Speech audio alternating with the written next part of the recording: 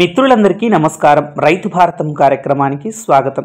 చాలామంది నాకు కామెంట్లో పెడుతూ ఉన్నారు. దాదాపుగా అందరూ కూడా ఏంటంటే, మీకు వ్యవసాయం గురించి బాగా తెలిసినట్టుంది, దాని గురించి కొంచెం వీడియోలు చేయండి అని. సరే, నేను కూడా అట్లే చేద్దాం, డిఫరెంట్గా ఉండాలి. ఇప్పుడంతా యూట్యూబ్ వీడియోలు అంటే ఫుడ్, ట్రావెలింగ్ ఈ రెండు దానిపైనే నడుస్తుంది. సో మనం రైతుల గురించి, వ్యవసాయం గురించి స్టార్ట్ చేద్దాం. ఎక్కడెక్కడ ఏమేమి పంటలు పండిస్తారు అనే విషయం తెలుసుకుందామనే ఉద్దేశంతో రైతు భారతం అని చెప్పేసి ఒక కొత్త కార్యక్రమాన్ని అయితే స్టార్ట్ చేశాను. నా ప్రయాణాన్ని అయితే కేరళ నుంచి నేను ప్రారంభించడం జరిగింది. కేరళలో వచ్చేసి ఎక్కువగా రబ్బర్ చెట్లు, అంటే ఇప్పుడు మీరు చూస్తున్నారు కదా, ఇవంతా కూడా రబ్బర్ చెట్లు. తర్వాత మిరియాలు అని చెప్తాం కదండి, మిరియాల పంట చాలా ప్రసిద్ధి కేరళ.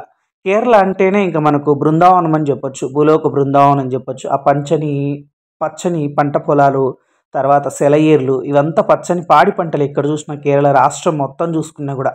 కేరళ వ్యాప్తంగా అయితే ఇల్లులు కూడా చాలా దూరంగా ఉంటాయండి, దూరంగా ఉంటాయి. తర్వాత పంట పొలాలు కూడా చాలా అందంగా, వర్ణనాతీతం అని చెప్పొచ్చు ఆ కేరళ అందాలు వచ్చేసేసి.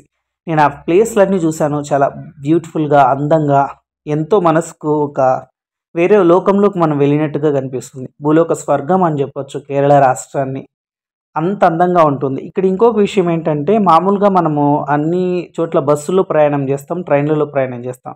కేరళ అయితే చాలా మటుకు ఏంటంటే పడవలో ప్రయాణం చేస్తారండి, నీళ్ళపైన.